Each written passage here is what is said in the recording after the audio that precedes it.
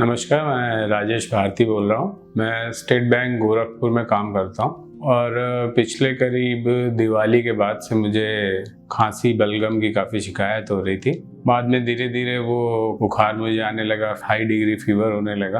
बाद में मैंने गोरखपुर में डॉक्टर्स को दिखाया तो उन्होंने कहा कि आपके फेफड़े में इन्फेक्शन हो गया है और पानी भर गया, साथ में फेफड़ा फट भी गया है। उन्होंने बताया कि अगर आपको बेस्ट ट्रीटमेंट चाहिए तो आपको इसके लिए मेदांता गुड़गांव जाना पड़ेगा, क्योंकि वहीं पे बेस्ट डॉक्टर्स की टीम है जो कि वैट डिकॉर्टिकेशन में एक्सपर्ट है।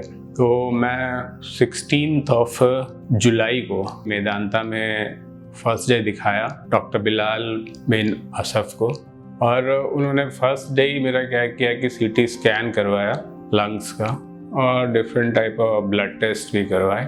और नेक्स्ट डे उन्होंने बहुत ही डिटेल्ड वे में मुझे क्या किया कि अपने स्क्रीन पे ही मेरा सीटी स्कैन दिखाया और बड़े ही कॉन्फिडेंटली उन्होंने मुझे एक्सप्लेन किया कि क्या क्या चीज़ें वो करेंगे।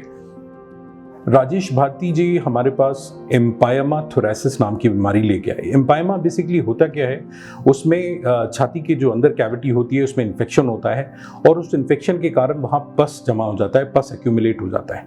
जब भी कहीं पे पस एक्यूमुलेट होता है छाती के अंदर तो वो लंग्स के ऊपर दबाव पड़ता है और उस दबाव के कारण लंग्स जो हैं सिकुड़ जाते हैं।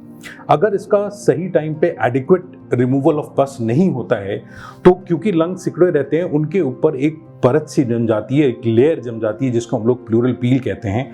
और वो लेयर क्या है कि लंग्स को अपनी नॉर्मल पोजीशन में आने से रोक देती है। तो उसके रिजल्ट के कारण एक कैविटी बन जाती है, एक स्पेस बन जाती है जहां पर बार बार फ्लूइड इकट्ठा होता है और बार बार वो पस में कन्वर्ट हो जाता है। तो इसका इमीडिएट ट्रीटमेंट अगर अर्ली स्टेज में डायग्नोसिस हो जाए तो एक चेस्ट ट्यूब डाल दी जाती है जिसके कारण सारा पस निकल जाता है।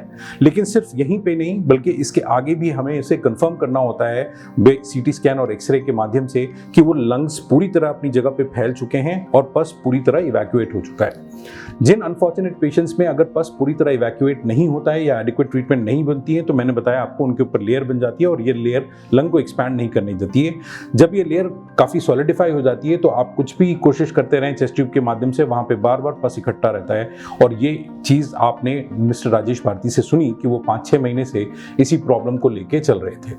फाइनली वो हमारे पास आए, उनको हमारे पास वैट्स डिकॉर्टिकेशन सर्जरी के लिए रेफर किया गया था। तो डिकॉर्टिकेशन सर्जरी क्या होती है, उसमें बेसिकली लंग्स के ऊपर जो ये परत जम जाती है उसको हम हटा देते हैं ताकि लंग्स अपनी फैल करके नॉर्मल पोजीशन में आ जाएं और वो छाती से चिपक जाएं तो ये पस का एक्यूमुलेशन या फ्लूइड का एक्यूमुलेशन दोबारा नहीं होता है।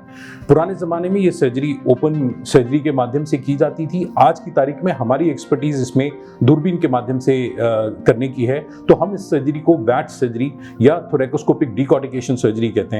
और मिस्टर राजेश भारती की सर्जरी हुई, उनके ऊपर की जो ये पूरी प्लूरल लेयर थी या पील थी उसको हमने हटा दिया और उनका लंग्स अपनी नॉर्मल पोजीशन में एक्सपैंड कर गया। नेक्स्ट डे से ही वो अपनी एक्सरसाइज वगैरह की, उन्होंने इनकी डाइट पे हमने ध्यान दिया and now about 7-8 days after the surgery he is completely all right, the chest tubes are out and he will lead a normal life and a healthy life. मैं पिछले 6 महीने से काफ़ी परेशान था। गोरखपुर में भी 5-6 जगह डॉक्टर्स को दिखाया, इनफैक्ट लखनऊ में भी कई जगहों पर दिखाया मैंने, बट कहीं पे भी सेटिस्फैक्ट्री सोल्यूशन नहीं मिल पाया। लेकिन from the very first day when I reach Medanta Gurgaon, मुझे क्या है कि बहुत बढ़िया तरीके से ट्रीट भी किया गया, कॉन्फिडेंटली ट्रीट किया गया और प्रॉपर वे में मेरा ट्रीटमेंट हुआ। I am very much thankful to Dr. Bilal and his team and all the department of surgery and ward staff जिन लोगों ने मेरा इतने बढ़िया तरीके से केयर किया। Thanks a lot Medanta team.